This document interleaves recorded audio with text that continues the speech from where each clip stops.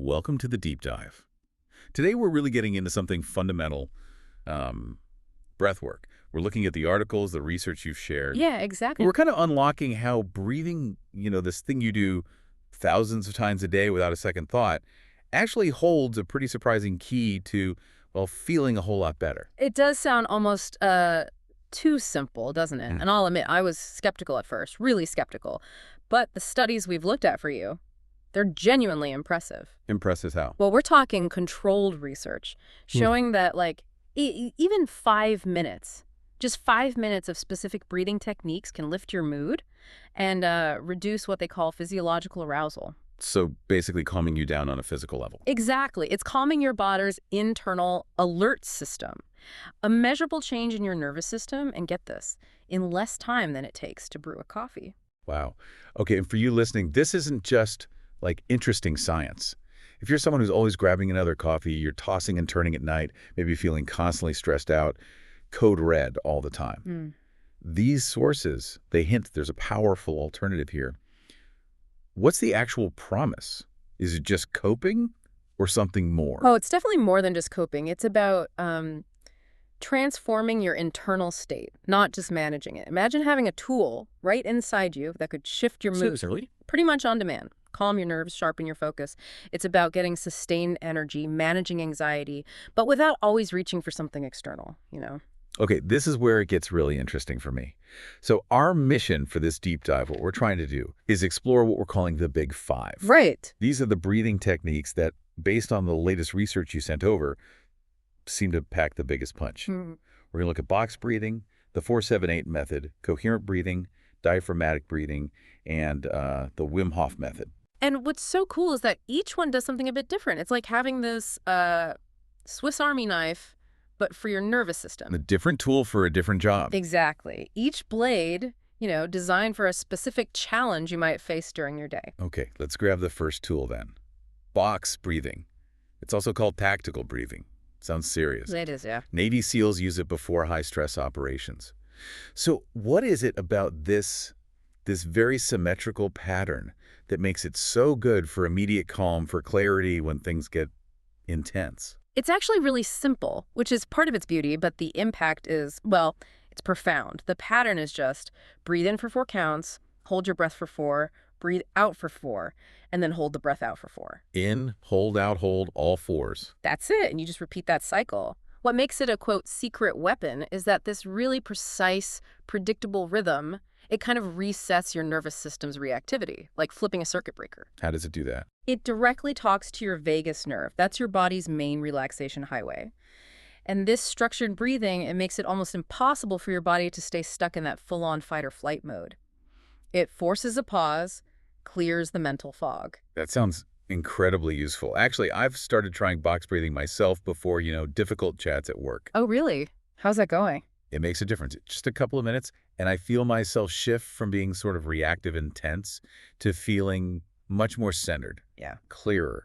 It's like a physical signal saying, okay, we're back in the driver's seat. That's exactly it. And for anyone trying it, if 4 counts feels like too much at first, Yeah, like holding for 4 might be tricky. totally, just dial it back to 3 counts. In for 3, hold for 3, out for 3, hold for 3. The key thing is that the timing is equal on all sides. The rhythm is what matters most. Got it. Okay, so box breathing is for that immediate focus under pressure. What about winding down? The end of a long day, you need to switch off. A lot of the articles point to the 4-7-8 method for this. Why is that pattern seen as a natural sleep solution? That's a great transition. Yeah, 4-7-8 is often called the sleep breath. The pattern is inhale quietly through your nose for 4 seconds. Okay, 4 in, Hold the breath for a count of 7 seconds. 7 seconds hold, right? Longer hold. Yep. And then exhale completely through your mouth, making a whoosh sound for 8 seconds. 8 seconds out, that's quite long. It is, and that's the key. While it sounds simple, the power is in how that really extended 8-second exhale shifts your nervous system. It's not just slowing the heart rate, it's actively kicking your parasympathetic system, the rest and digest mode, into gear. It stimulates certain pathways linked to the vagus nerve again, creating this pretty powerful, calming, almost sedative effect. It really is like pulling the emergency brake on your stress response. Oh, I can imagine. An 8-second exhale just forces everything to slow down. Sometimes I lie there just thinking about falling asleep for ages. 30 minutes, easy. You mentioned you fell asleep in 3 minutes using this. That sounds like magic. It really can feel like that sometimes. It's like a natural sleep aid, honestly. And the best part, unlike pills, you wake up feeling refreshed, not groggy or hungover. That's a huge plus. And it's not just for bedtime. You can use 478 anytime during the day if you just need to seriously downshift, calm down quickly. Okay, interesting. So we've got immediate calm with box breathing, sleep support with 478. What about technique number 3? Coherent breathing. The sources suggest this one might be the most researched. It talks about achieving coherence. What does that mean and why? That's a specific rhythm, like 5 to 6 breaths a minute. So important. Yeah, coherent breathing, or sometimes called resonance breathing, is fascinating.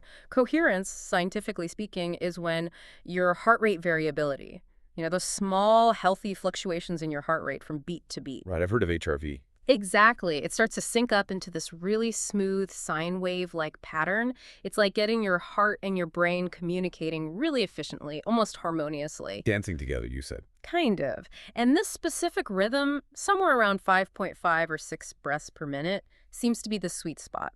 It optimizes blood flow, particularly to the prefrontal cortex, your thinking brain, while simultaneously calming the limbic system, your emotional brain. So it helps with thinking and feeling better. Precisely. Better emotional regulation, better decision-making. It goes beyond just general relaxation. And the research is solid. There was a big randomized controlled trial, over 400 people.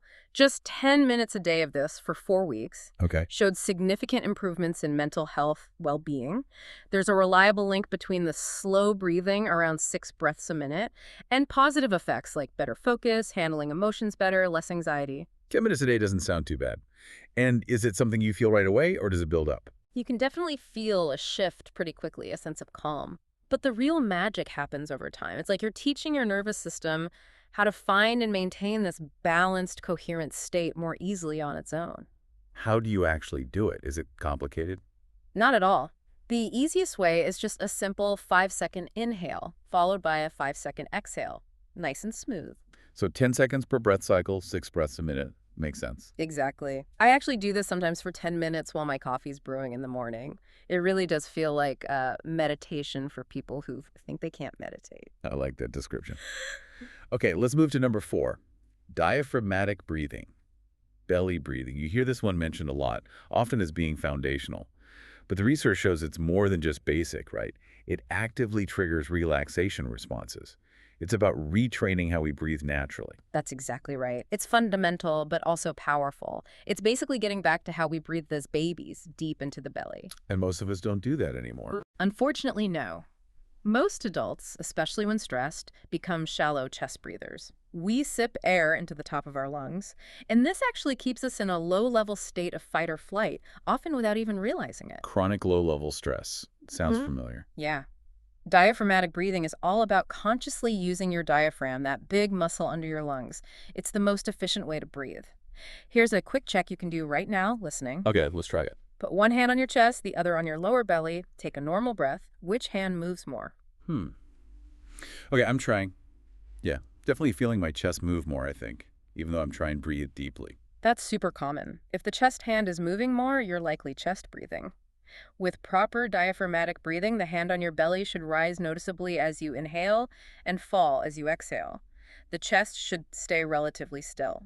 So retraining this, getting the belly to move, what are the big benefits? Oh, they're pretty wide-ranging. Respiratory therapists use these techniques because they genuinely enhance heart and lung function. But beyond the physical, studies show improvements in mental wellness, increased energy, better concentration, and, yeah, promoting better sleep, too. It's a whole system upgrade, really. How do you start practicing? Lying down. Lying down is easiest at first. Try inhaling slowly through your nose for about 4 counts. Really focus on making that belly hand rise. Then exhale slowly, maybe for 6 counts, letting the belly gently fall back down. Once you get the feel for it, you can do it sitting, standing, anywhere. Foundational, but clearly impactful. Okay, last one on our list, the Wim Hof Method. This one sounds intense. He said it's not for beginners. Why would someone deliberately do something that involves like hyperventilating and holding their breath? Right, it definitely has that reputation. And yes, safety first, it is more intense. The key word here is controlled stress. Control stress, explain that. Okay, so the basic pattern involves taking 30 to 40 deep, Full breaths, inhaling fully, then just letting the exhale happen naturally, not forcing it out. It feels like controlled hyperventilation. Right. Then, after the last exhale, you hold your breath for as long as you comfortably can. Don't push it.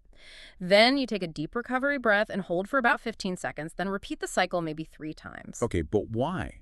What's the point of putting your body through that? The idea is to temporarily and safely stress your system. It's like interval training, but for your nervous system and your physiology. By exposing your body to this controlled stressor, the changes in oxygen and CO2 levels, the breath hold, you're teaching it how to become more resilient, how to handle stress better when it comes unexpectedly. Interesting. Like building up tolerance. And the research you mentioned, it backs this up for resilience and even immune function. Yes, the research is quite compelling, especially around stress resilience and modulating the inflammatory response. Practitioners often report improvements in things like heart rate variability and even blood pressure over time. But, and this is crucial, safety is absolutely paramount. What are the main safety points? Because the hyperventilation part can make you feel lightheaded or dizzy, you must never do this practice while driving, or in or near water like a bath or swimming pool, or even standing up, especially when you first start. So sitting or lying down in a safe place. Always. Always in a safe, comfortable environment where if you did feel dizzy, it wouldn't matter. And start slowly. Listen to your body. Don't force the breath holds. It shouldn't feel painful or scary. When I first tried it, maybe I held my breath for 30 seconds after the hyperventilation. You know. Now, it's often 2, sometimes close to 3 minutes, but it's not about the time. I've noticed a real difference in how I handle cold and, more importantly, how quickly I bounce back from stressful situations. It's about building that inner resilience. Okay, wow. Yeah. That's 5 distinct, powerful techniques. Box, 478, coherent, diaphragmatic, Wim Hof. We've got the tools. Let's zoom out a bit. Why do these seemingly simple breathing changes work so darn well? What's the bigger picture here? Well, the really cool thing about breathing, the unique thing, is that it's both automatic and voluntary. You breathe, 20,000 times a day without thinking about it? That's something like that, yeah. But you can also, at any moment, decide to take conscious control. And that conscious control is your direct line into your autonomic nervous system, the system that runs all the background stuff like heart rate, digestion, stress response. So breathing is the control panel. In a way, yes, it's the most accessible one we have. These techniques offer proven ways to reduce stress, help with sleep, manage emotions, even sharpen focus. It's like discovering you have this free, always available, inexhaustible solar power system for relaxation built right in. I love that analogy. And the immediate effect is a big deal, isn't it? You don't need months of practice like some other things. Exactly. While consistency builds deeper benefits, you can feel a shift right now. 2 minutes of box breathing before a meeting, you'll likely feel different. The research, like meta-analyses looking across many studies, consistently shows these practices reduce stress, anxiety, even symptoms of depression. It's solid. It really feels empowering then, because everyone breathes, so everyone has access to this. Totally. And you can pick the right tool for the job. Feeling scattered and anxious? Try coherent breathing. Can't switch off your brain at night? 478. Need instant calm before something big? Box breathing. Want to build that deep resilience? Maybe explore Wim Hof carefully. Yeah. Need to reconnect with your body and calm your baseline. Diaphragmatic. So for someone listening now thinking, okay, I'm sold, I want to try this, how do they actually start? How do you build this into your life without it feeling like another chore? Great question. My biggest piece of advice is start small. Really small. Don't try to do all 5 techniques tomorrow. Right. Avoid overwhelm. Yes. Pick just one. Commit to trying it for, say, 5 minutes a day for 1 week. That's it. Which one would you recommend starting with? I usually suggest either box breathing or diaphragmatic breathing. They're generally the most accessible, the easiest to get the hang of initially. The key is consistency over intensity. 5 minutes every day is far more powerful than 1 hour once a week. You'll start to see and feel measurable improvements surprisingly quickly. And what about timing? Is there a best time of day to do it? Morning, evening? You know, people ask that a lot. Doing some breath work in the morning can be great for setting a calm, focused tone for the day. Makes sense. And doing it in the evening is fantastic for winding down, aiding recovery, preparing for sleep. But honestly, the best time to practice is simply any time you remember to do it. Huh. Okay, so don't stress about the timing. Exactly. Don't add stress to your stress relief. Maybe link it to something you already do before your morning coffee, during your commute if you're not driving, before bed. Yeah. My personal strategy is more fluid now. I kind of check in with myself. What do I need right now? Using the toolkit idea? Yeah. Am I feeling stressed? Box breathing. Need to focus. Maybe coherent. Winding down. 4, 7, 8. Just want to feel grounded, diaphragmatic, Yeah. feeling robust and want to build resilience. Maybe some Wim Hof. You don't have to stick to just one forever. You must have seen some pretty cool transformations with clients using these techniques. Can you share a story or two, just to make it real for people? Oh, absolutely. I worked with this executive, really high-powered job, constant stress. She was having almost daily panic attacks. It was debilitating. Wow. We started her on box breathing, just 5 minutes, twice a day. Within 2 weeks, the panic attacks had stopped completely. 2 weeks. That's fast. It was remarkable. And within about a month, her colleagues started commenting. They were like, "What's changed? You seem so much calmer, more decisive." It wasn't just that the panic was gone. Her whole way of operating shifted. That shows that ripple effect, doesn't it? Calming the core helps everything else. It really does. And these aren't just one-off anecdotes. The hard data backs this up across so many measures of well-being. Another quick one, a night shift nurse. Totally exhausted, but couldn't sleep during the day. Her sleep was completely broken, maybe 2 or 3 hours max. That's rough. We introduced the 4-7-8 method before she tried to sleep. It took a little practice, but she stuck with it. Now, she regularly gets solid 7-hour stretches of sleep. It completely changed her life, her energy levels, her mood. Incredible. And the beautiful thing, as you said, is the accessibility. It doesn't matter your age, your fitness, your background. Not at all. Your breath is probably the most democratic tool for transformation we have. It's always with you. And think about the knock-on effects. Breathe better, sleep better, think clearer, make better decisions. It all connects. Okay, so people are getting excited, ready to try. But what are the common slip-ups? What mistakes do people make that stop them from getting these benefits? Good one. Let's cover those so listeners can avoid them. Number 1, trying to do too much too soon. Like we said, pick one technique, get comfortable with it, then maybe explore others. Don't try to master all 5 in week 1. Okay, keep it simple. Number 2, expecting instant perfection. Remember, you're retraining breathing patterns that have been automatic for decades, potentially.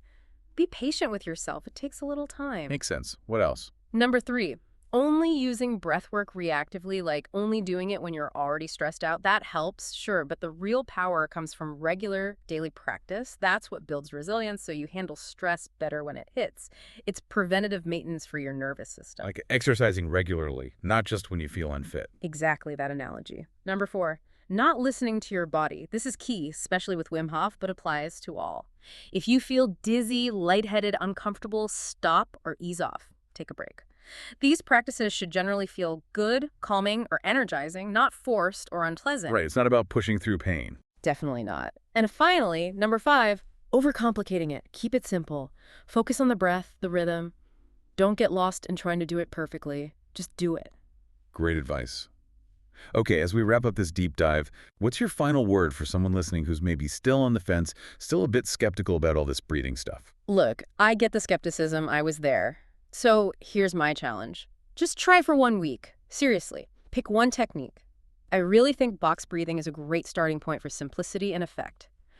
Commit to just 3 minutes a day. That's it. 3 minutes every day for 7 days. 21 minutes total investment. Exactly. 21 minutes over a whole week. If after those 7 days you honestly notice zero difference, no change in your mood, your stress, how calm you feel, then okay, maybe breathwork isn't your thing right now. But you sound pretty confident they will notice something. I am. I'd honestly bet money on it. The science is there. The lived experience of millions is there. Remember the benefits. Better heart and lung function, improved mental well-being, more energy, better focus, better sleep. It's tapping into a powerful tool you already own. It's just waiting for you to turn the key. Yeah. Think about it. Your breath is always there. Always. In that tough meeting, stuck in traffic, lying awake at 3 a.m. facing a daunting task, your breath is right there. It's your anchor, ready to help you shift your state in that very moment. That's a really empowering thought. You've essentially just learned how to consciously steer your own nervous system using the most natural available tool you possess. That's the core of it. The breath code, if you want to call it that, isn't some complex secret. It's simple. Breathe intentionally. Breathe consistently. Breathe powerfully for you. Everything else starts to follow from there. So maybe the final thought for you to take away is this. How much of how you feel day to day is being unconsciously driven by the way you're breathing right now? And what could change if you intentionally took just a few minutes each day to consciously direct that breath? Something to think about.